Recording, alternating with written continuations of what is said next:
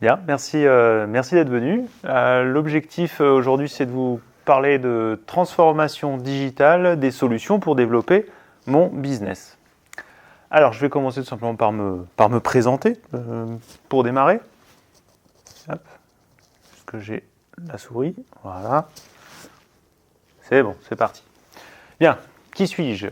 Je suis Johan Pierre, fondateur de l'agence Waka. Qu'est-ce que je fais? Des sites internet principalement, hein, d'autres choses aussi, ça peut être des applications, c'est diverses applications, dispositifs en lien avec internet. Comment je fais ça? Je vais combiner des solutions malignes que je maîtrise depuis plus de 10 ans, puisque par le passé, j'ai été chef de projet e-commerce et web pendant une dizaine d'années. Et j'ai combiné, testé, éprouvé un certain nombre de solutions pour combiner différentes applications web.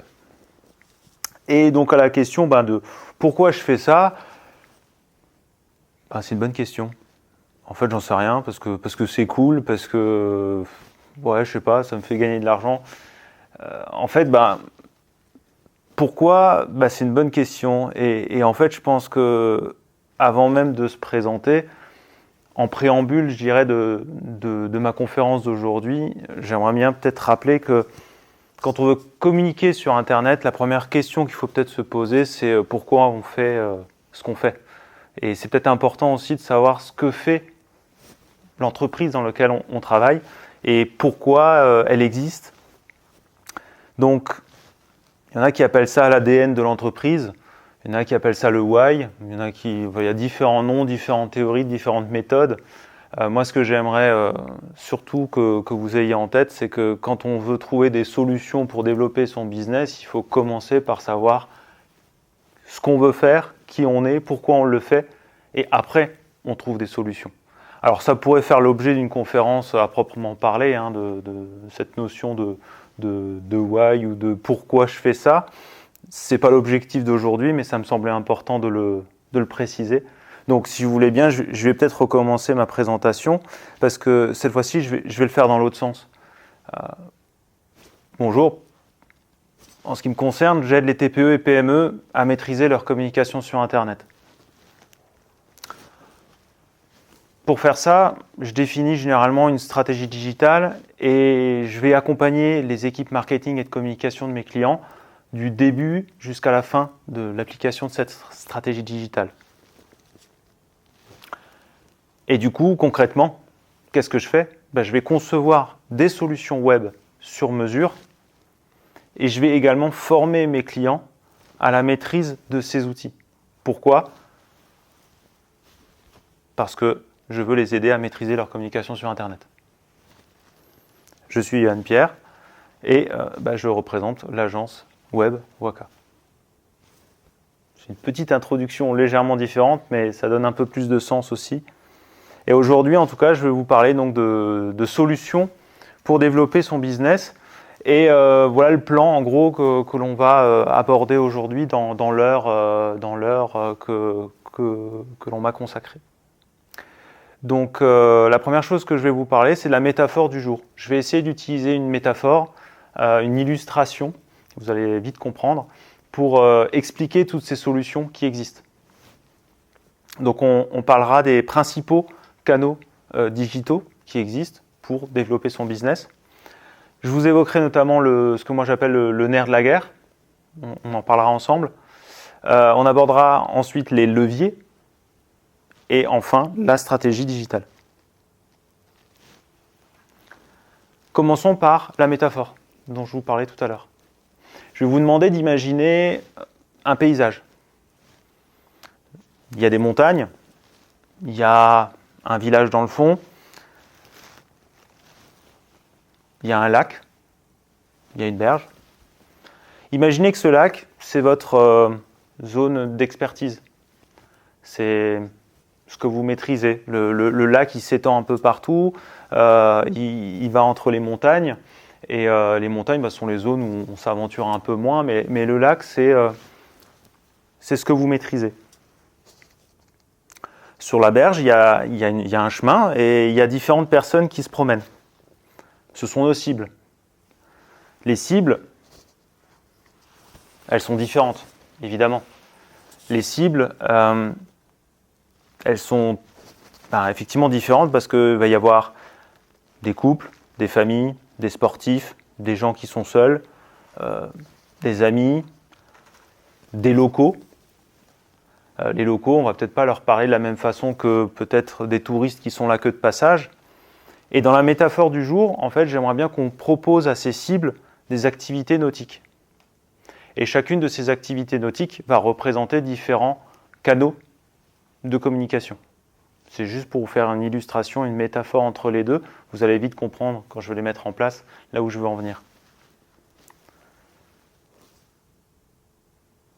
Parlons du coup des canaux digitaux. Alors, qu'est-ce que c'est ? Le premier dont je voudrais vous parler, c'est ce qu'on appelle un site one page. Vous en avez très certainement déjà entendu parler. Et si vous ne savez pas forcément ce que c'est, un site one page, le nom est à peu près assez évocateur. Il n'y a qu'une seule page. Un site internet one page, pour moi, c'est un canal de communication possible. En voilà un exemple. Et l'objectif, d'une certaine façon, de ce genre de canal de communication, on va pouvoir le mettre en place pour faire de la rassurance ou pour faire de la prise de contact, par exemple. Pourquoi ? Eh bien parce qu'un site one page n'a qu'une seule page. Et si je fais la comparaison avec une communication dite traditionnelle, si on veut faire un parallèle également, eh bien un site one page, c'est un peu une carte de visite. Vous voyez, une carte de visite, vous l'avez, elle est posée sur une table. Il y a son titre dessus, ça permet de dire ce qu'on fait grosso modo. On ne rentre pas dans les détails, il y a les coordonnées. Donc ça permet de rassurer un prospect, un client, et ça permet de prendre contact. Un site one page, ça va être à peu près la même chose. Il va y avoir des avantages à faire un site de ce type où on a donc toutes les informations que sur une seule page.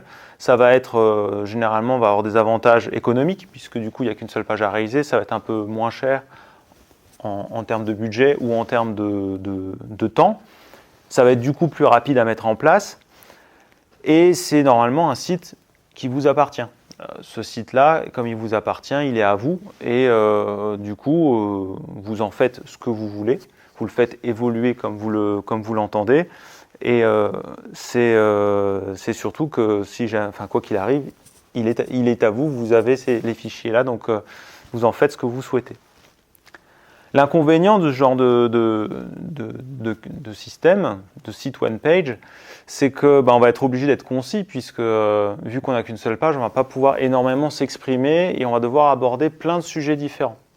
Lorsqu'on aborde plein de sujets différents sur une page, on va être obligé on ne peut pas rentrer dans les détails forcément et ça va nous obliger donc du coup comme je disais à être concis pour les gens qui vont lire. Donc les internautes qui vont lire votre site, mais également pour les moteurs de recherche. Et si on ne rentre moins dans les détails et si on mélange tous les sujets sur une seule et même page, du coup, on va être un peu moins précis. Et du coup, les moteurs de recherche notamment vont moins bien percevoir le contenu de votre site internet.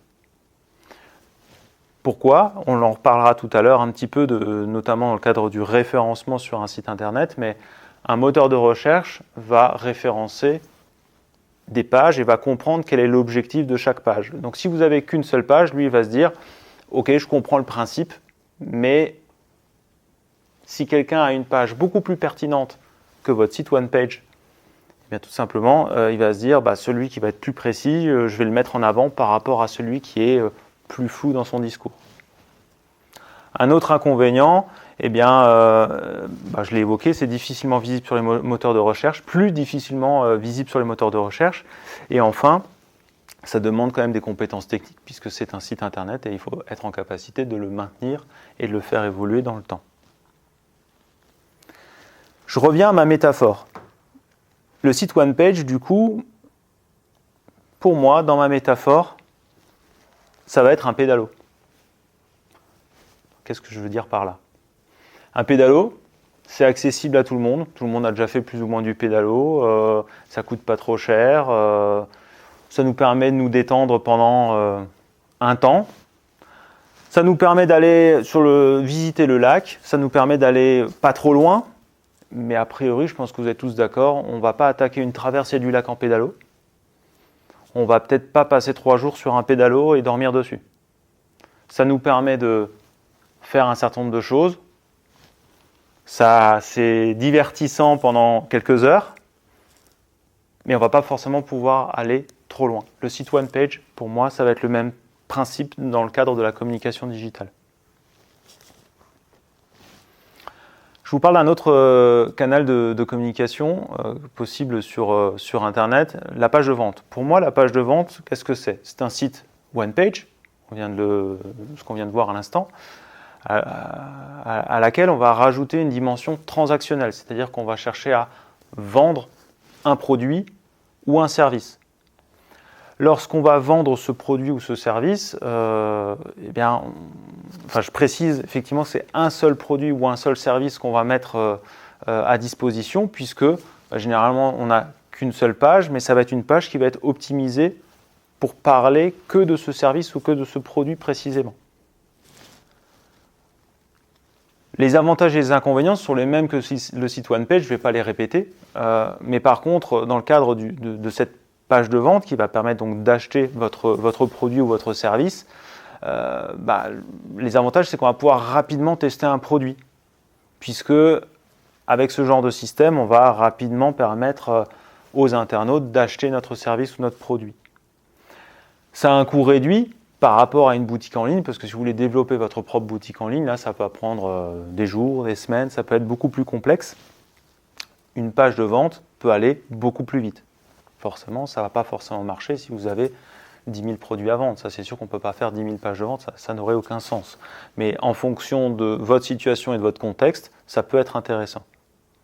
Les inconvénients, comme il s'agit de transactionnel et on va faire de la vente en ligne, on va hériter de toutes les problématiques e-commerce. Problématiques, oui, si on veut, mais il va y avoir des contraintes liées à l'e-commerce qui vont être par exemple la nécessité d'avoir un système bancaire pour permettre aux gens d'acheter, puisque si on ne peut pas acheter, du coup, ce n'est plus de l'e-commerce. Il va également y avoir généralement des frais et des commissions plus ou moins élevés, que l'on va pouvoir, qu'on va devoir rétrocéder pour faire la partie paiement. Dans le cadre de ma métaphore dont j'évoquais tout à l'heure, pour moi, ma page de vente, c'est une petite barque à moteur. On est déjà sur quelque chose d'un peu plus... on peut aller un peu plus loin, ça nous demande un peu moins d'efforts, on peut faire un peu plus de choses. On ne pourra pas forcément, on pourra peut-être traverser le lac dans sa largeur avec, mais pareil, on ne va pas commencer à dormir dessus ou quoi que ce soit. La barque pourra être très utile pour faire un certain nombre de choses. On va aller pêcher, aller voir un peu plus loin. Voilà, ça peut être très utile, tout comme la page de vente va être très utile dans certains contextes, mais ça va rester limité. Voyons un autre canal, toujours dans l'e-commerce, la marketplace. Marketplace, je pense que tout le monde a déjà, très certainement déjà utilisé une marketplace. Une des plus connues, pourquoi pas, je vais me permettre de citer Amazon. Le principe de la marketplace, quand même, en 2 mots, c'est une plateforme tierce qui va mettre en relation des vendeurs avec des acheteurs, et cette tierce personne ou société va prendre une commission au passage par rapport à la mise en relation ou à la vente qu'a réalisé l'acheteur par rapport au vendeur. Donc le principe de la marketplace, c'est de rassembler plusieurs vendeurs et proposer plusieurs produits ou services aux internautes. Pour moi, la marketplace peut être un canal intéressant si vous voulez vendre en ligne un produit que je dirais soit de masse, générique. Je prends un exemple peut-être qui vaut ce qui vaut, mais un stylo. il va y avoir des centaines et des centaines d'autres personnes qui vont vendre ce même stylo sur la marketplace. Donc pour se différencier, on va soit travailler sur avoir une politique de prix agressif parce qu'on arrive à faire baisser le prix pour X raisons et on va essayer de se démarquer de cette façon-là. Ou alors, on va plutôt chercher un produit ou un domaine de niche et plutôt aller retrouver une marketplace qui est spécialisée dans votre domaine, produits écologiques, produits dans un domaine particulier qui est le vôtre. Et du coup, le fait de rassembler dans une seule marketplace plusieurs spécialistes, plusieurs vendeurs de cette expertise-là ou de ce domaine-là va permettre finalement, je dirais, de vous valoriser vous parce que vous avez je dirais un avantage dans ce cas-là. Donc ça peut être quoi? Ça peut être des marketplaces spécialisés, vous en connaissez, un Booking pour faire de la réservation d'hôtel, Mano Mano, Leroy Merlin pour du bricolage.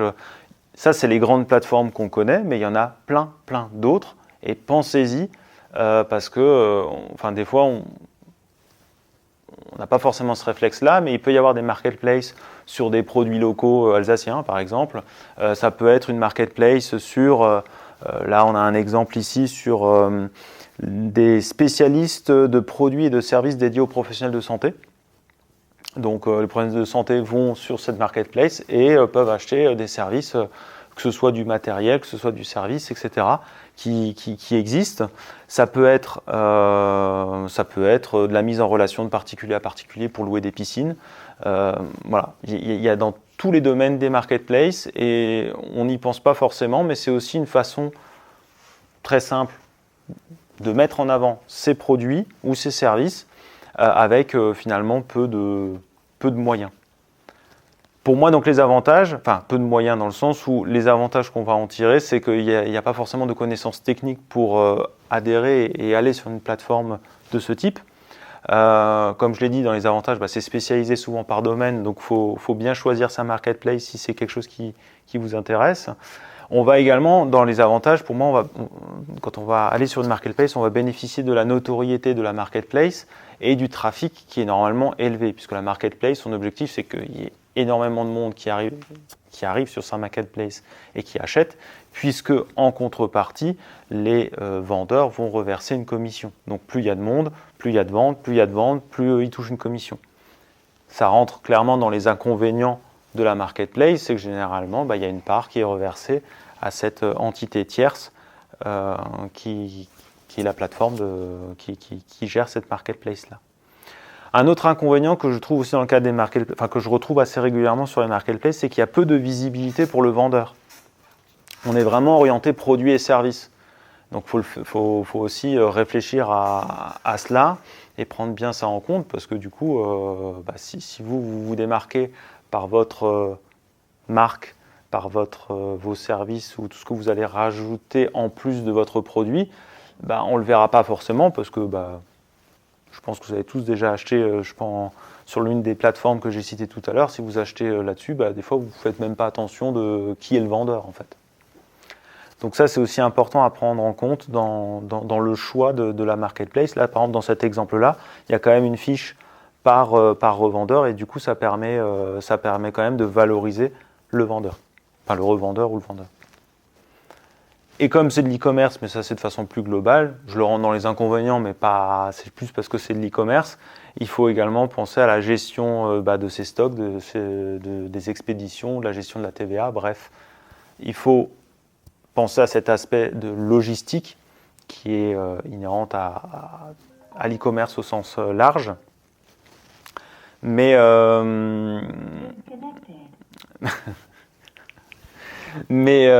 effectivement, pensez à ça aussi dans le choix d'une marketplace, puisqu'une marketplace peut également intégrer ces aspects de logistique, moyennant finance, mais ça peut aussi être important dans ce genre de sélection de sa marketplace. Pour moi, la marketplace, dans le cadre de la métaphore que j'évoquais tout à l'heure, c'est le bateau touristique. Le bateau touristique, on va dans un lieu un petit peu touristique, un port ou autre, On a souvent une, deux, trois, quatre compagnies de bateaux touristiques côte à côte. C'est exactement les mêmes bateaux, seulement il y en a un qui est rouge, un qui est jaune, un qui est vert. On ne voit pas trop forcément la différence de l'extérieur. Par contre, il y a du monde dessus. Ça nous permet de faire le tour du lac. On va voir les points touristiques les plus importants. On ne verra pas les petits détails. Voilà. Mais pour moi, la marketplace, elle est un peu dans le même esprit. On est sur l'autoroute du e-commerce, on est dessus et on va travailler la masse, le volume. Et surtout, on partage avec de la concurrence du coup et d'autres revendeurs. Parlons maintenant terme un peu plus technique, des solutions SaaS, Software as a Service. Ce sont vous en connaissez, vous en utilisez, c'est juste que le terme vous parle peut-être pas. Ce sont des outils qui sont directement en ligne, qui sont disponibles. Vous pouvez vous connecter directement dessus n'importe où. Vous n'avez même pas besoin forcément d'avoir votre ordinateur ou voilà. Vous vous connectez, vous avez Internet, vous arrivez sur l'outil et vous allez pouvoir faire plein de choses. C'est un peu, c'est la mode beaucoup en ce moment. Vous avez peut-être aussi entendu ça sous le terme de no-code. Ce sont no-code ou low-code qui sont des outils qui sont mis à votre disposition pour faire plein de choses. Et pourquoi no-code? Tout simplement parce que ce sont des outils qui vous permettent d'une certaine façon de se passer d'un développeur.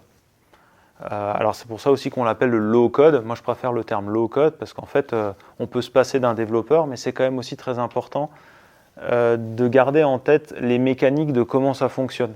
C'est pas parce qu'on n'a pas besoin de développeur et qu'on a un outil qui fait tout qu'on ne doit pas comprendre les rouages qui sont derrière pour faire quelque chose qui soit juste. C'est un peu comme si je dis je vais construire une voiture, je sais qu'il faut un volant, des roues, un coffre, un moteur, des freins, etc. Et puis que je veux le faire sans roue en me disant ça va marcher ou je mets qu'une seule roue. Pas sûr que ça fonctionne. Le no-code, c'est un peu pareil. Ça va vous permettre de faire tout ce que vous voulez, grosso modo. À mon avis, 90% des besoins standards, 80, même 18% des besoins standards vont pouvoir être faits avec ce genre d'outils.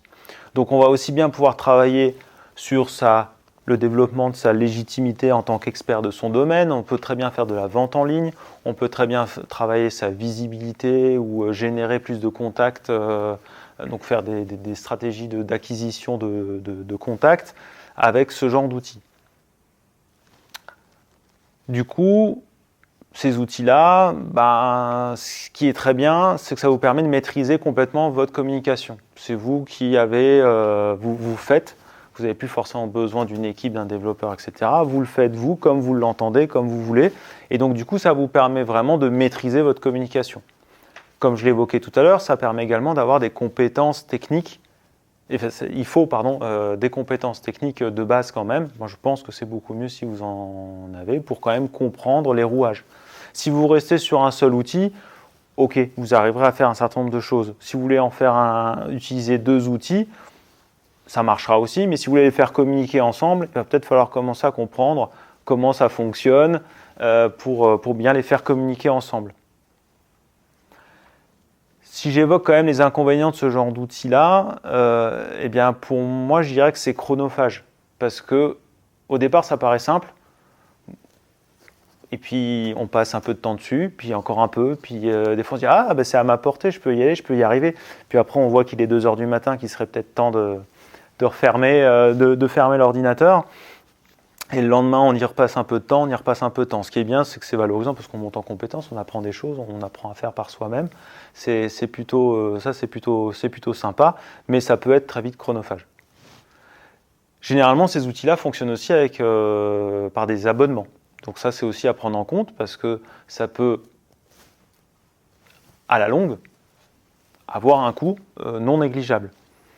Donc dans la stratégie et le choix de l'outil ou de ce genre de solution, il va falloir le prendre en compte si est-ce que je le fais à court terme ou est-ce que je cherche une solution sur le long terme. Si je fais sur le long terme, vous regardez bien les abonnements, les différents niveaux de formules qui existent et ça peut vite coûter de plus en plus cher et puis faut le calculer à la longue en fonction de votre projet.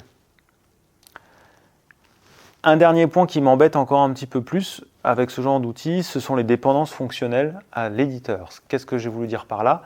Ça veut dire que comme vous faites confiance à quelqu'un qui vous met à disposition un outil, si moi je vous donne une trousse à outils en disant bah voilà, on peut faire tu peux faire ce que tu veux avec cette trousse à outils, super, c'est génial.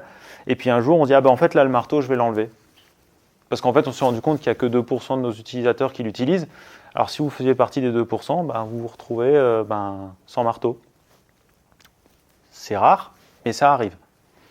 Donc c'est aussi important de garder en tête que quand le site ne vous appartient pas vraiment, mais que vous utilisez un service uniquement, le site ne vous appartient pas et du coup vous êtes aussi dépendant de tout ça, de tous les outils qu'il va vous mettre à votre disposition.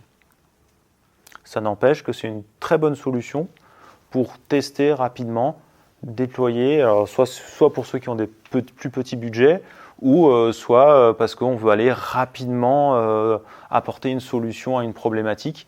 Et là, c'est plutôt une solution qui peut très bien fonctionner. De retour à notre métaphore, pour moi, ce genre de solution, c'est le bateau Riva, je ne sais pas si le bateau luxueux. On m'a dit c'est le bateau de James Bond. Un peu luxueux, là on est sur du premium, 4-5 personnes, gros moteur, tout ça, la vedette. C'est super bien, on va où on veut, on passe une journée sans aucun problème. On dormira pas forcément dessus, mais par contre on a clairement la possibilité de faire énormément de choses. On a quelque chose qui est propre à nous, c'est notre communication à nous, c'est notre bateau à nous. Par contre, ça peut vite coûter aussi cher en entretien sur la longue. Enfin, à la longue. Passons maintenant au site sur mesure, qui est un autre moyen de communiquer sur Internet. Alors, le terme technique CMS, Content Manager System, ou gestionnaire de contenu en français, les solutions SaaS ou les solutions no-code, le site sur mesure, on peut tout faire a priori avec, puisque par définition c'est sur mesure, donc si on fait sur mesure, on peut faire beaucoup de choses. Donc on peut aussi bien travailler sa visibilité, faire de la vente en ligne, travailler sa notoriété, sa légitimité. On va retrouver les mêmes avantages que pour les outils no-code. On va, par contre, là où ça va changer, c'est sur la formule et notamment le budget, puisque tout à l'heure je parlais d'abonnement généralement. Là, on va plutôt être sur un coût d'acquisition directement au départ, puisque ça va prendre beaucoup plus de temps pour créer le site sur mesure. Et du coup, soit on le fait soi-même et ça nous prend du temps, soit on le fait faire et ça va nous prendre de l'argent, du budget. Par contre, en contrepartie, c'est vrai que le site vous appartient, le site reste, tout comme pour les outils no-code, le site reste adaptable et évolutif dans le temps. Et du coup, c'est une façon différente d'exposer des informations aux internautes sous la forme d'un site avec plusieurs pages.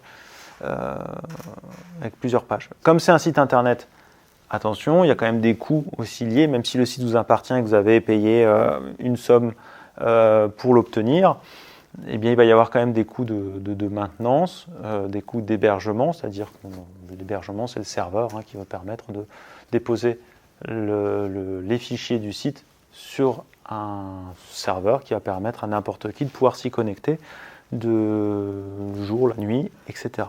Et donc pensez également aux maintenances, que ce soit maintenance préventive, corrective, évolutive, pour tout simplement veiller à ce que le site soit à jour d'un point de vue sécuritaire et qu'il ne soit pas piraté ou autre. Du coup, dans le cadre de ma métaphore, pour moi, je l'ai associé à un voilier. On est sur quelque chose normalement qui reste personnel. C'est beau, c'est grand, ça coûte cher. mais clairement, je peux dormir dessus, je peux faire ce que je veux avec. Je ne peux pas forcément aller partout non plus, ça a d'autres avantages, d'autres inconvénients, mais c'est pas la même chose que le pédalo, quoi.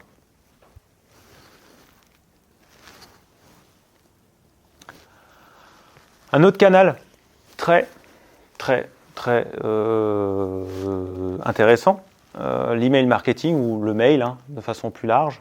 Le mail, aujourd'hui, on l'utilise pour tout, pour rien. On l'utilise un peu trop. On en a beaucoup trop de spam, je pense, tous dans nos boîtes mail.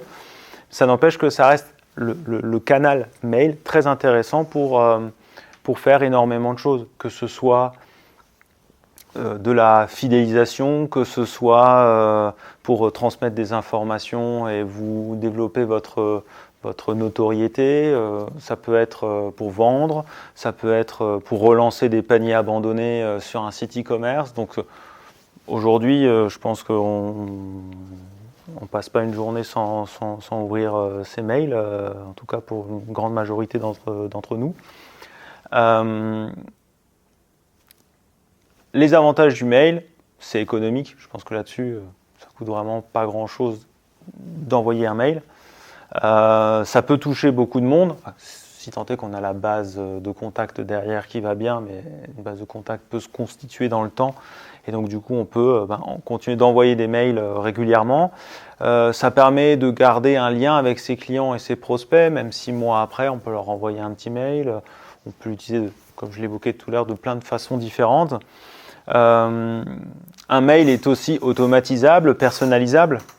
Donc on n'est pas obligé de l'envoyer à la main. Ça, je pense que vous doutez bien que quand vous recevez des spams, c'est pas quelqu'un qui s'amuse à l'écrire à chaque fois à la main. Et bon, même si la notion de statistique que j'ai évoquée ici dans les avantages, tous les outils que j'ai évoqués jusqu'à présent ont une dimension aussi généralement de statistiques pour en tirer des analyses sur la consultation, l'utilisation. Le mail marketing, quand on utilise des outils pour envoyer ce type de mail, va également vous permettre à un moment donné d'avoir vraiment des statistiques pointues sur l'ouverture, qui a cliqué, sur quel lien, d'avoir sur la base de, je sais pas moi, de 300 mails que vous avez envoyés, si vous souhaitez faire une relance. Donc il y a vraiment des outils très avancés autour de l'email marketing. Les inconvénients, je les cite quand même. Bon, j'ai déjà parlé du spam tout à l'heure, ça je pense que tout le monde est déjà au courant. La RGPD, la réglementation générale sur la protection des données. On ne peut pas envoyer à n'importe qui, n'importe quoi, en tout cas pas aux particuliers. Et il faut respecter la RGPD, donc notamment avoir l'autorisation avant de pouvoir envoyer un mail. Même si dans les faits, c'est encore difficilement respecté, mais théoriquement, on est obligé d'avoir l'autorisation. Et j'ai mis point trop en faux parce qu'effectivement, le mail, on tombe vite dans le spam, donc à utiliser, mais de façon intelligente, peut être un très très bon outil. Du coup, dans le cadre de ma métaphore, pour moi, je trouve qu'aujourd'hui, l'email marketing, c'est typiquement le panneau 4x3 à l'entrée de la ville. Il est visible, il y a plein de gens qui passent devant, on fait du volume, on ne sait pas du tout cibler. L'idée, c'est que les gens passent et puis peut-être qu'il y a 1, 2, 3% de personnes qui vont être intéressées par ce qu'on a affiché. Ou un autre exemple, les prospectus qu'on va mettre sur les voitures dans le cadre d'une communication traditionnelle, c'est à peu près pareil, quoi. On fait du volume et puis on va chercher 1 ou 2%, voire plus, ça peut plus élevé, mais il ne faut pas s'attendre à des miracles avec ce genre de canal. Un canal qu'on utilise peut-être de plus en plus, mais qu'on oublie un petit peu. Alors je les ai regroupés parce que sinon on pourrait passer toute la soirée. Les podcasts, streaming, webinars, pour moi sont des canaux très très puissants sur Internet. Pourquoi ? Parce que aujourd'hui, je pense que tout le monde sait de quoi je parle quand je parle de ça. Donc l'idée c'est de transmettre des informations soit par l'audio uniquement, donc en podcast, soit en streaming, donc avec de la vidéo en plus, ou en live avec la notion de webinar, même si chacun a ses ces petites variantes, hein. Je les ai regroupées là pour donner un panel le plus exhaustif et rapide possible. Pour moi, aujourd'hui, podcast, streaming, webinar, suffit d'un téléphone pour pouvoir faire ça. On n'a pas besoin d'être énormément plus équipé. Et on peut donc, à partir de pas grand-chose, transmettre de l'information et construire une communauté et intéresser du monde. Et il en faut pas forcément beaucoup plus pour commencer à générer de l'intérêt et donc éventuellement développer son business. On va clairement plus travailler ce genre de canal quand on veut travailler sa légitimité pour se positionner en tant qu'expert de son domaine ou éventuellement la fidélisation. Une fois qu'on a eu un client, le fait de lui transmettre de l'information régulière. Là, on a par exemple un exemple où on a des mises à jour sur un logiciel qui évoluent dans le temps, un logiciel qui évolue dans le temps, et là, il y a des vidéos qui sont faites régulièrement pour montrer les nouveautés. Donc là, c'est vraiment à destination des clients, mais plutôt pour leur transmettre ces nouveautés-là et puis garder un contact également. Donc c'est un format aujourd'hui. Ce sont des formats très appréciés, hein, les contenus riches, ça vous le constatez par vous-même, j'imagine, chacun de vous. On lit de moins en moins, on consomme de plus en plus de l'audio ou de la vidéo. Un autre avantage que je trouve aussi assez intéressant, c'est que ce genre de canaux met en avant des individus. Mais pas forcément, même si l'entreprise reste mise en avant, mais c'est vraiment un individu ou un ensemble d'individus qui vont être mis en avant au travers du podcast ou du streaming. Dans le cadre d'une entreprise, si on est chef d'entreprise, qu'on a plusieurs collaborateurs, s'il y a des collaborateurs qui ont envie de prendre la parole, c'est aussi une façon de valoriser aussi les différentes personnes qui constituent l'entreprise, et ça permet d'être un visage aussi sur les personnes qui sont derrière. Ça, là-dessus, je pense que, encore, on le dit régulièrement, c'est l'humain qui fait l'entreprise. Sans les collaborateurs, l'entreprise n'est pas grand-chose. Ça nécessite peu de moyens, je l'ai évoqué, et puis c'est relayable, voire viral dans certains cas. Ça peut vite prendre des proportions. Voilà. Les inconvénients, faut quand même quelques notions en vidéo et en son si on veut faire quelque chose d'un peu plus professionnel. Sinon, il y a toujours d'autres professionnels pas loin qui sont là pour vous accompagner. Projecteur. Mais dans les autres inconvénients, clairement, c'est peut-être celui-là le plus compliqué. Ça nécessite une régularité. Si vous vous lancez là-dedans, ça sert à rien de faire une fois un podcast en se disant ça y est, je l'ai fait. Il faut clairement faire, garder la régularité, refaire, continuer. Et c'est vraiment au bout d'un temps qui peut être assez conséquent par moment, qu'on commence à avoir des retours sur ce qu'on a produit. Globalement, les gens ne vous font que très peu de retours, et que ça peut être au bout de plusieurs semaines, voire plusieurs mois, que vous allez commencer à avoir des retours sur mais en fait ce que dit cette personne, c'est peut-être pas si mal, j'ai écouté une fois, deux fois, trois fois, 4, 5, 6 épisodes, et maintenant c'est vraiment toujours de qualité, et je vais le suivre, et puis en fait, mais c'est quoi, c'est quelle entreprise, et là ça va créer vraiment de l'intérêt, et c'est qu'à ce moment-là que les gens vont commencer à le partager. Malheureusement, il y a trop peu de personnes qui ont le like facile, on va dire, pour valoriser le travail de chacun. Dans la métaphore, là, je l'ai associé à un panneau d'information qu'on va mettre sur le bord du lac. C'est vraiment le panneau où on va avoir de l'information beaucoup plus globale sur les activités nautiques, hein, d'une part, dans notre exemple, mais ça peut être sur la faune, sur la flore. Ça va vraiment être là pour attirer ceux qui ont envie d'en savoir plus.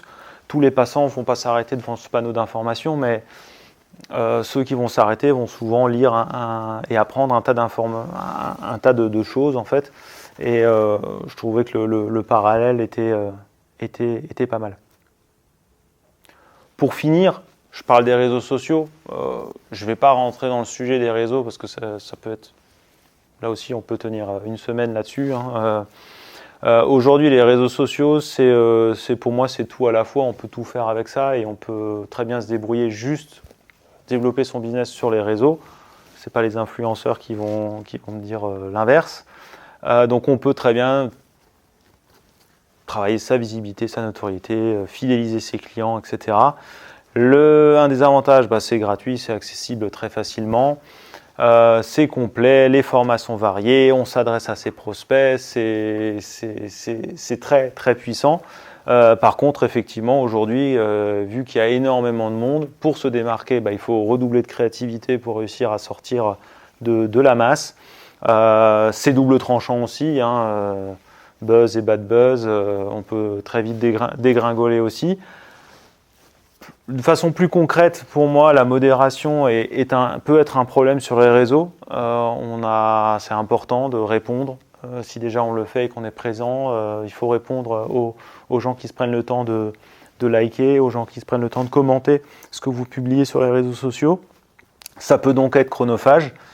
Et un dernier point qu'on oublie assez souvent sur les réseaux, c'est la notion de propriété. Si vous prenez une photo, une vidéo, vous la mettez sur les réseaux, ça dépend du réseau, mais il ne vous appartient plus vraiment. Donc ça dépend, il faut peut-être voir des fois les conditions générales d'utilisation, mais faut le savoir, quoi. Des fois, quand on est artiste et qu'on publie comme ça sur les réseaux ce qu'on fait, ça peut être double tranchant aussi, et voilà, je tenais à le souligner également.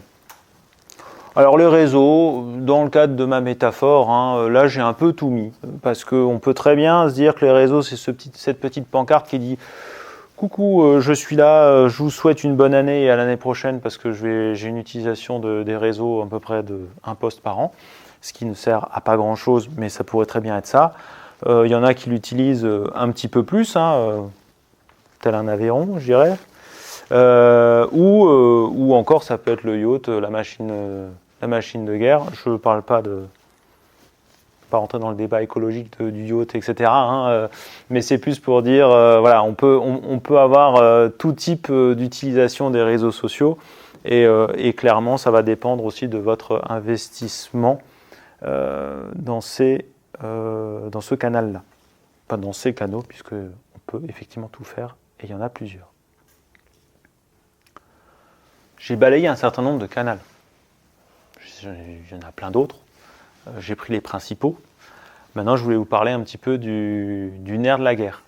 Le nerf de la guerre, pour moi, c'est le nerf de la guerre, selon vous, qu'est-ce que ça peut être? Un indice, c'est un point commun. C'est le point commun de tous les canaux que j'ai évoqués juste avant. Ouais, non, alors comme on est sur le... C'est l'argent. Le nerf de la guerre, c'est l'argent, non. Quelqu'un d'autre? Ouais, ça c'est effectivement mieux. Pour moi, le nerf de la guerre est le point commun qui est présent sur tous les canaux qu'on a évoqués. Les canaux? Oui. C'est pas la première fois que je la fais? La deuxième? C'est que la deuxième, ça va. C'est le contenu. Le contenu, c'est vraiment ce qui est le plus important et qui va faire la différence. Pour moi, le contenu, il doit être qualitatif, original, authentique. Un contenu de qualité, tout simplement parce que c'est ça qui va faire que vous allez être intéressant. C'est ça qui va aussi être... Il ne faut pas oublier que le contenu, c'est le message. Finalement, c'est le message qui va être véhiculé sur tous ces canaux digitaux. Et donc du coup, si vous êtes approximatif, si votre contenu reste en surface, ça peut aussi être des gens pourraient se dire tiens, est-ce que le SAV il est aussi en surface? Enfin voilà, ça peut effectivement causer, en tout cas projeter.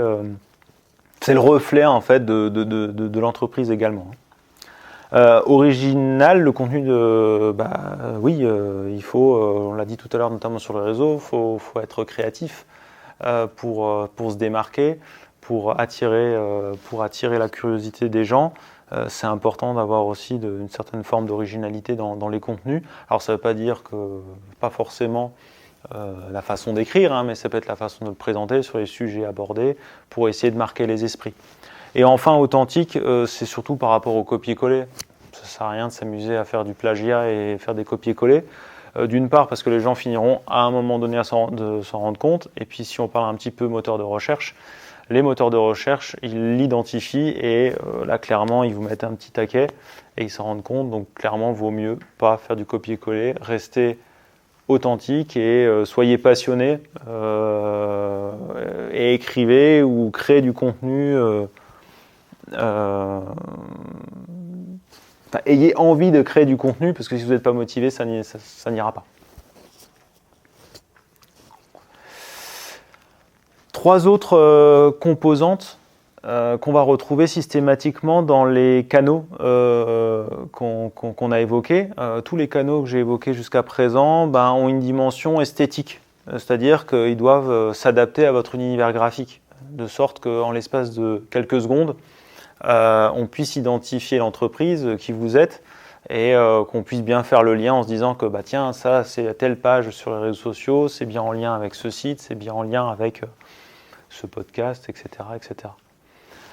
Donc la dimension esthétique est importante à prendre en compte dans le choix d'un canal parce qu'il faut vraiment que vous ayez la capacité de l'adapter à votre charte graphique et à votre univers graphique. La composante technique est également importante. Autrement dit, comme je l'ai écrit, délivrer les performances nécessaires afin d'assurer le bon fonctionnement du dispositif. Je donne un exemple très basique. Décidez de faire de l'email marketing, assurez-vous que vos mails arrivent à destination et pas que 98% tombent en spam parce que vous n'avez pas rempli ce qu'il fallait d'un point de vue technique. Voilà, parce que sinon ça ne sert absolument à rien, autant pas le faire. On fait juste perdre du temps. La dernière composante, et qui me semble être la plus importante, c'est la composante ergonomique. Ou de façon plus globale, c'est proposer une expérience utilisateur qui va permettre de transmettre vos valeurs, mais qui soit aussi cohérent par rapport enfin voilà, faut qu'on prenne la main l'internaute qu'on prenne par la main l'internaute et qu'on l'amène où on veut et pas qu'il se retrouve à un moment donné perdu. Et ça, quels que soient les canaux, les différents canaux qu'on utilise tout au long, tout le long de l'endroit où on veut l'amener. Les canaux digitaux sont des outils de communication. Je le dis régulièrement, sont des outils. Et comme je l'ai marqué aussi, je prends toujours cette image, poser un marteau à côté d'un clou, regardez ce qui se passe, il se passe pas grand-chose, puisque si vous voulez que le clou il soit enfoncé, vous devez prendre le marteau et mettre un petit peu d'énergie. Cette énergie, elle est importante. C'est exactement pareil sur la communication sur Internet, puisque si vous avez un site et que vous en occupez pas, ça ne fera pas grand-chose comme résultat. Encore plus sur les réseaux sociaux, comme je l'évoquais aussi tout à l'heure, avec le post de l'année pour souhaiter bonne année. Comme l'a très justement souligné Yannick, c'est votre action qui fait la différence. Donc, si vous voulez que ça marche, il va falloir que vous investissiez un peu de votre temps dans votre communication digitale. Alors, il y a votre action, mais il y a heureusement aussi des méthodes et des techniques pour amplifier les efforts que vous allez mettre en œuvre par rapport à ces différents canaux de communication. C'est ce que moi j'ai appelé les leviers.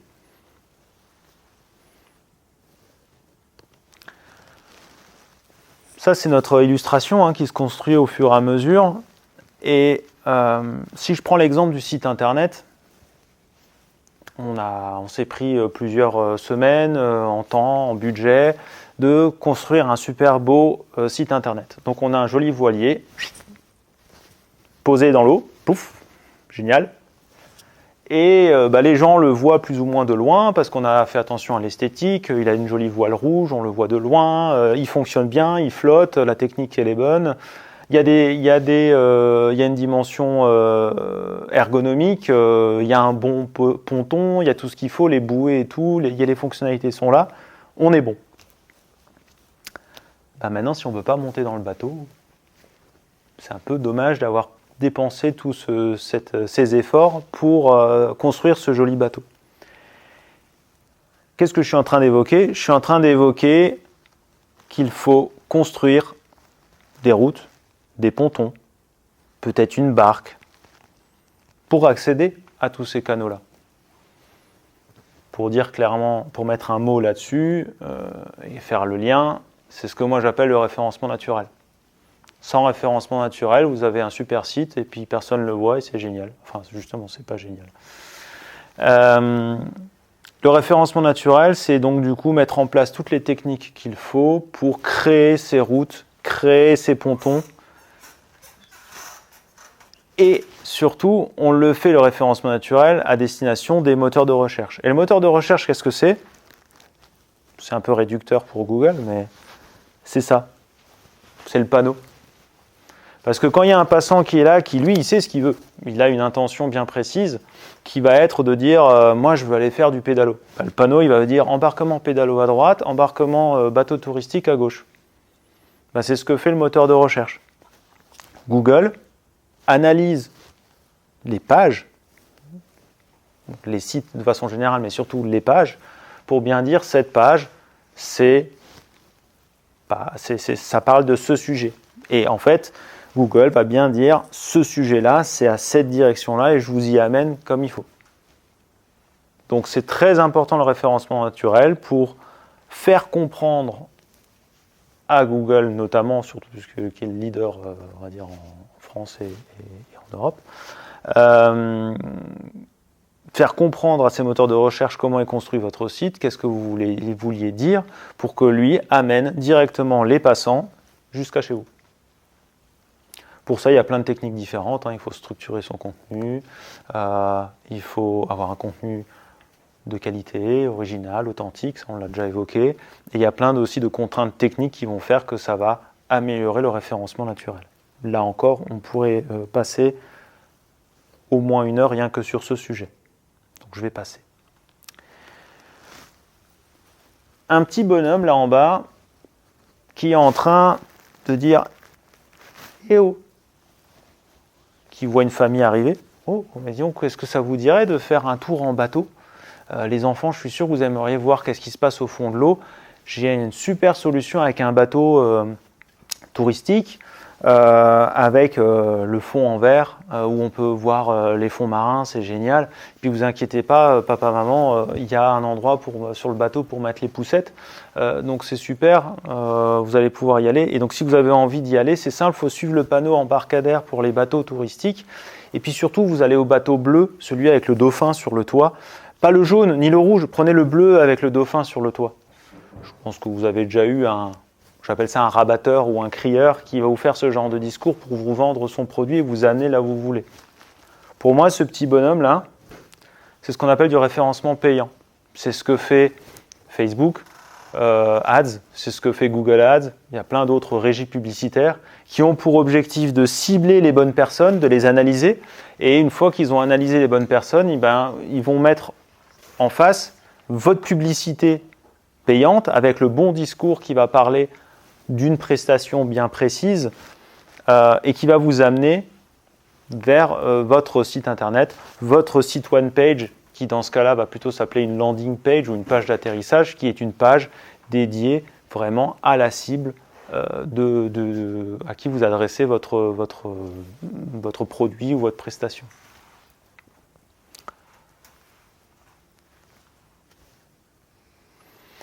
Une fois encore, je mets entre parenthèses le côté écologique de la chose. Un hélicoptère. Là, c'était plus pour dire que l'hélico, il vous amène où vous voulez, n'importe où, sur le lac et tout. Alors, bien sûr, on ne va pas atterrir sur un pédalo en hélicoptère, mais c'était plus pour l'image. Pour moi, ce qui pourrait être le côté, le must, un des points les plus importants un des leviers les plus importants pour mettre en avant les différents canaux et vos outils, vos messages, c'est en lien direct avec le nerf de la guerre. C'est le content marketing ou une stratégie de contenu. Alors c'est un peu un mot valise, ça. Il y a plein de choses qu'on va mettre là-dedans. Il y a plein de techniques, plein de méthodes qui ont attrait à l'optimisation des contenus pour vous donner plus de visibilité et pour développer votre business. Le référencement naturel en fait d'une certaine façon un peu partie. Mais une stratégie de contenu, ça peut être optimiser donc les contenus existants de son site. qu'on appelle du refresh content. Ça peut être créer un blog pour parler de ses domaines d'expertise sur des sujets bien précis, pour améliorer encore son référencement naturel. Ça peut être faire de l'inbound marketing, par exemple pour dire je vous propose un livre blanc en échange de vos coordonnées. Celui-là, je pense que vous l'avez déjà tous entendu en long, en large et en travers. Pour permettre d'augmenter votre notoriété, exposer un sujet que vous allez présenter dans un livre blanc ou dans un blog, dans un document quelconque, en l'échange de coordonnées. Et bien sûr, vous allez placer votre carte de visite et le nom de votre entreprise. Des stratégies de contenu, il y en a de nombreuses qui existent. Ça va dépendre de ce que vous souhaitez faire, de votre objectif. Mais c'est, une fois encore, je dirais, en synthèse, l'optimisation des contenus ou la mise à disposition de contenus pour attirer des prospects. Je synthétise ça de façon un peu brute, mais c'est ça la grande idée. Deux personnes qui discutent. Deux personnes qui discutent dans la vraie vie, ça c'est le grand classique. T'aurais pas un restaurant à me recommander là? La recommandation. Sur Internet, il y a ce qu'on appelle le netlinking. Le netlinking, c'est une certaine forme de recommandation. Seulement la recommandation, quand j'évoquais tu connais un bon resto, c'est d'une personne à une autre. Qu'un site Internet, par exemple, recommande un autre site Internet. Et donc du coup, comment ça se passe? On fait des liens vers ce site. Et si on a un site A qui recommande un site B, les moteurs de recherche qui analysent notamment les liens qu'il y a entre les différents sites vont dire par exemple le site B, lui il a eu un lien de la part du site A, du site Z, du site F, du site etc. Et plus on a de liens, plus ça va éventuellement augmenter votre notoriété, puisque s'il y a 10 personnes qui vous disent c'est ce restaurant-là qui est bien, à un moment donné, vous allez peut-être finir par y aller. Donc c'est un peu le même principe qui s'applique sur Internet. Alors il y a quand même des petites nuances. Parce que si on demande, je l'ai faite il n'y a pas longtemps, si on demande à ma fille quel est son restaurant préféré, elle va très certainement vous donner un restaurant où on mange des frites et des knacks. Si on demande à un critique culinaire, il ne vous donnera pas forcément la même réponse. Ce que j'essaye d'évoquer par là, c'est qu'en fonction de l'expertise de la personne qui vous recommande le tel ou tel restaurant ou tel site internet, ça va avoir un poids plus ou moins important. C'est un peu pareil aussi sur un site. Si vous avez un site qui a beaucoup de trafic, qui est expert d'un domaine bien précis, le vôtre, et il vous recommande, le poids de ce lien va être beaucoup plus important que si c'est un site qui n'a aucune spécialité et qui ne fait que recommander plein de sites différents, ce qu'on pourrait appeler un annuaire. Du coup, ça va être important de plutôt chercher des liens de qualité que simplement dire j'ai fait un lien parce que j'ai demandé à un copain qui n'a absolument rien à voir avec mon domaine. Parlez de moi, ça peut jouer, mais c'est pas parce qu'on a rajouté un lien que ça va changer grand chose, quoi. Donc travailler les liens, c'est aussi une façon de développer sa visibilité sur Internet. Tout comme ce que font des clubs d'affaires ou autres, où on se recommande les uns les autres, ça va être le même procédé. Une dame avec une poussette. Qu'est-ce que j'ai voulu représenter par là? J'ai voulu représenter le lead nurturing. C'est pour toi, Yannick. Il aime bien quand je parle de lead nurturing. J'arrive pas forcément bien à le dire. Si je fais une traduction bête et franglaise, c'est la maturation du contact. Le principe qui est derrière, c'est quoi? C'est de faire grandir un prospect. Alors il y en a qui vont utiliser aussi des techniques de ce qu'on appelle de scoring, donc mettre des scores en disant en fonction de vos actions que vous allez faire sur les réseaux sociaux, sur un site internet, sur une marketplace, sur ce que vous voulez. On va, à partir du moment où on vous a identifié, par exemple en vous demandant vos coordonnées ou parce que vous avez fait une demande de contact ou autre, il y a une fiche qui va se créer par rapport à votre mail ou par rapport aux données les données que vous avez transmises. Et puis on va analyser du coup, puisque du coup vous avez donné votre consentement pour la RGPD et tout ça, on va analyser votre parcours.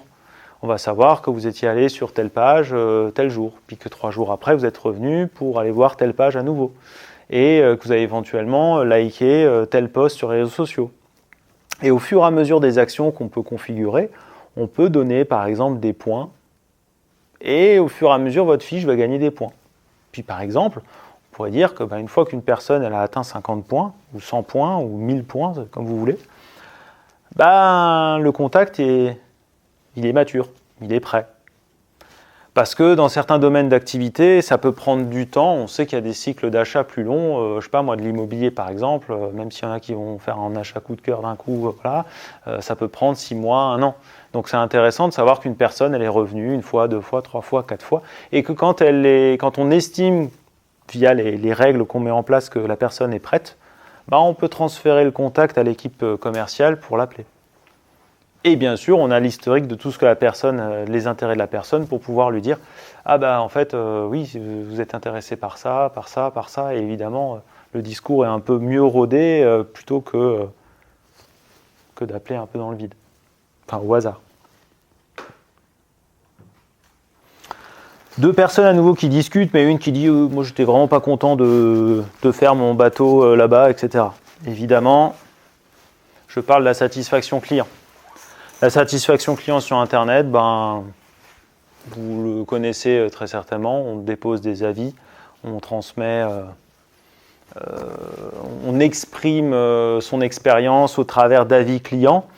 Dans la vraie vie, ça peut être aussi le petit panneau à la sortie d'un musée ou autre avec le petit bonhomme vert si on est content, le petit bonhomme rouge si on n'est pas content. Donc il y a 2 aspects. Il y a la collecte des avis clients, les petits bonhommes, qui va être important de mettre en place. Ça peut être fait au travers, je sais pas moi, d'un mail que vous envoyez en disant vous avez passé une commande, est-ce que vous êtes satisfait, etc. Il y a différentes façons de le faire. Ça peut être en poussant. Alors il y a des plateformes d'avis qui existent, il y a des plateformes payantes, il y a d'autres systèmes un peu plus simplistes comme la fiche Google My Business que vous avez très certainement déjà entendu parler. C'est la petite fiche qui s'affiche dans les résultats de Google sur la droite. Si vous êtes propriétaire de votre fiche Google My Business, vous pouvez très bien activer les avis. Et il faut savoir que dans ce cas-là, le moteur de recherche va éventuellement utiliser les avis si vous en avez régulièrement, parce que c'est un élément pour le moteur de recherche de se dire il y a de l'activité, c'est que c'est une entreprise qui tourne, les avis sont bons. Donc du coup, si à un moment donné, j'ai 2 pages qui ont à peu près le même, qui pourraient répondre, je vais peut-être réussir à faire une distinction et en placer un avant l'autre pour faire la différence et pour ordonner les résultats. Et d'un autre côté, ça va permettre également de faire c'est un argument en plus pour tous les internautes qui vont venir. Je ne sais pas si vous avez une entreprise qui a 30 avis à 5 sur 5, je ne sais pas, vous en pensez quoi? C'est bien, c'est pas bien, c'est suspect? Bon, je suis quelqu'un de suspect alors.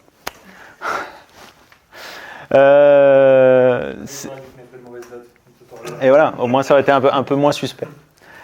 Non, mais clairement, la satisfaction client permet effectivement de vous en servir pour optimiser vos process, améliorer la qualité, et également vous en servir comme levier commercial pour éventuellement transformer l'un ou l'autre prospect en client. Évidemment, ces avis clients se valorisent sur un site web, se valorisent sur une plateforme, se valorisent de différentes façons.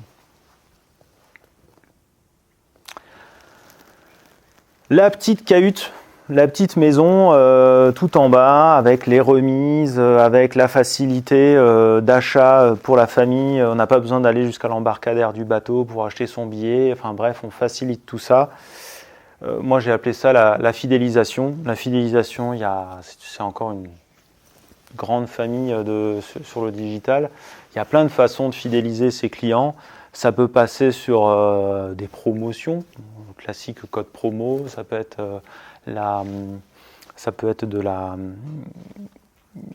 du cashback. Je l'avais dans la liste effectivement, mais il allait venir un peu plus tard. Le cashback.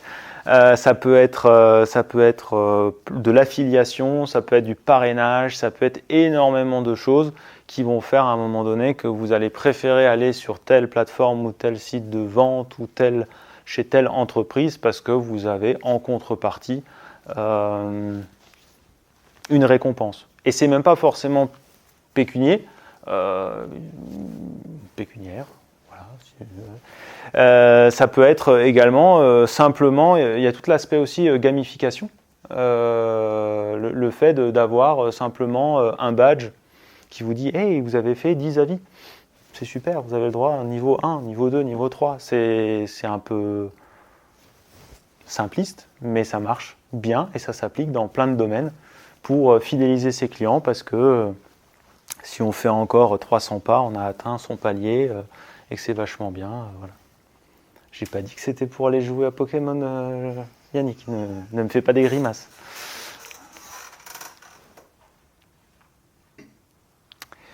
On en vient donc à la stratégie digitale. On est passé de Pokémon à Ouais.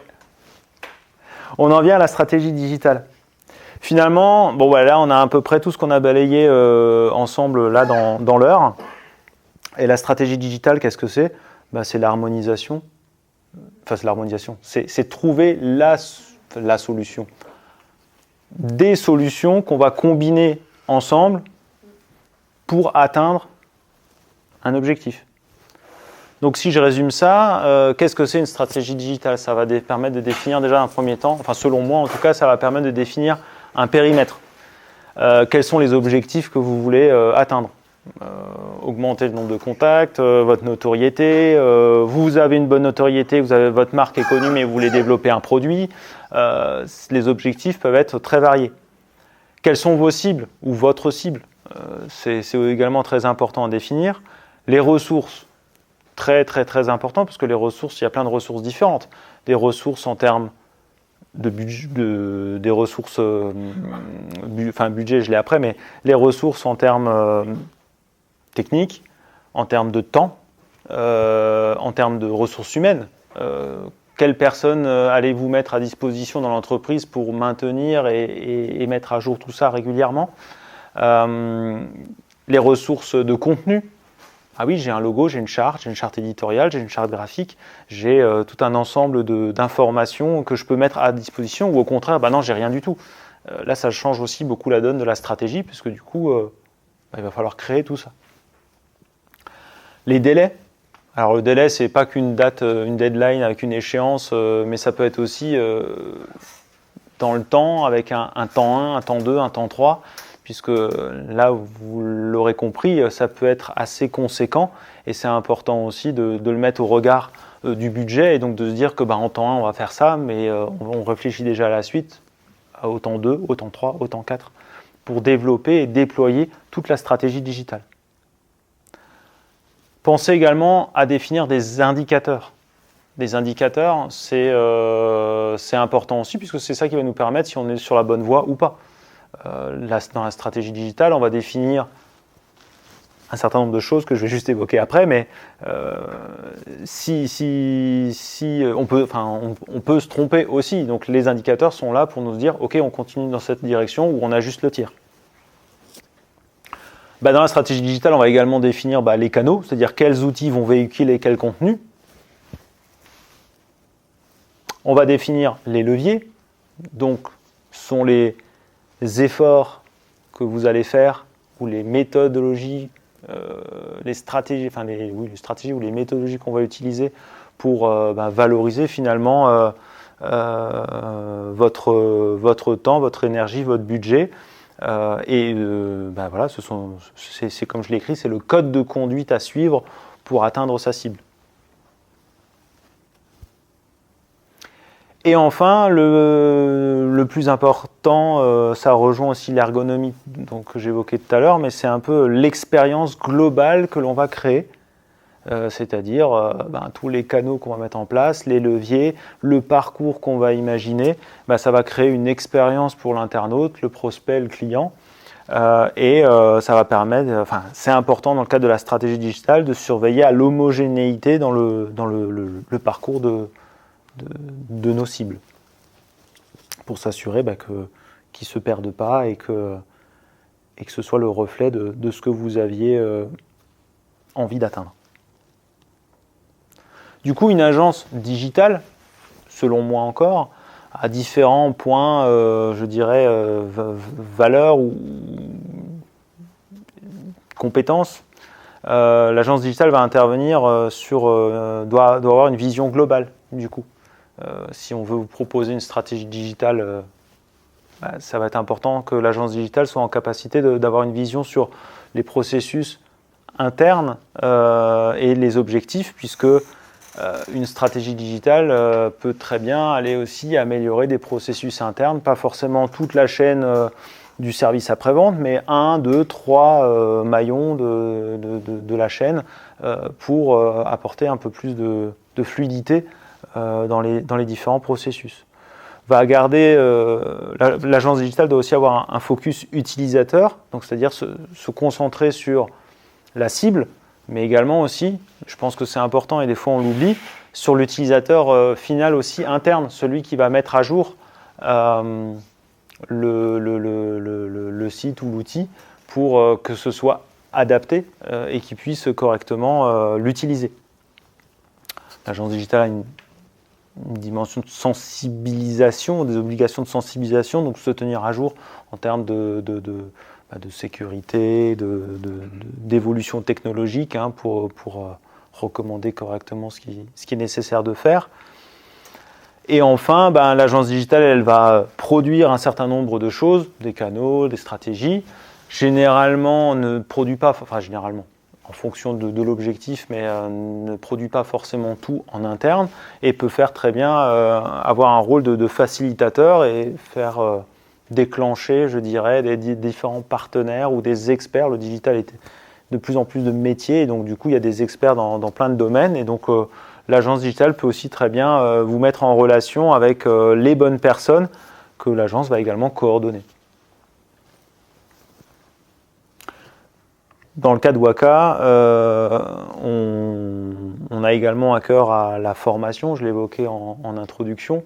Donc la formation et d'une certaine façon aussi le coaching, c'est quelque chose que je développe de plus en plus. Alors coaching au sens pour ceux qui ont envie de faire par eux-mêmes, mais qui ont besoin par moment d'un petit coup de pouce ou d'un petit conseil, c'est aussi tout à fait possible de mettre ce genre de choses en place. C'est-à-dire qu'on n'est pas obligé non plus de prendre l'usine à gaz au complet de la stratégie digitale et de tout faire de A à Z, mais on peut très bien aussi intervenir sur des points précis en fonction du besoin réel.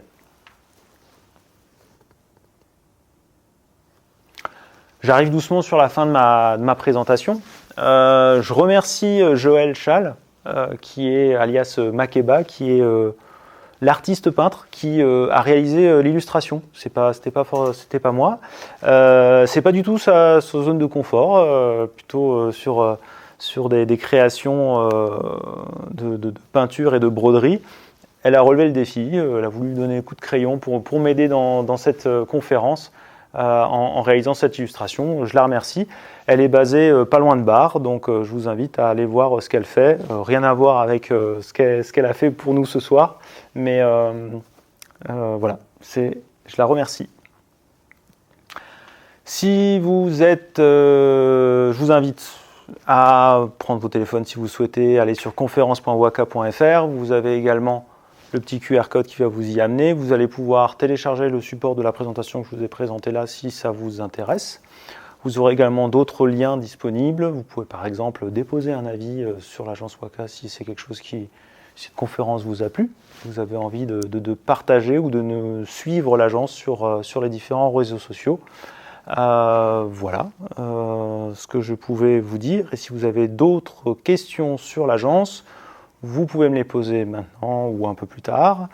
Vous pouvez aussi aller sur le site waka.alsace, représenté par Benjamin ici présent, qui permet de défendre nos couleurs alsaciennes et qui me tenait à cœur. C'est pour ça que le site est également en .alsace. Je vous remercie. Je redonne le micro à Yannick.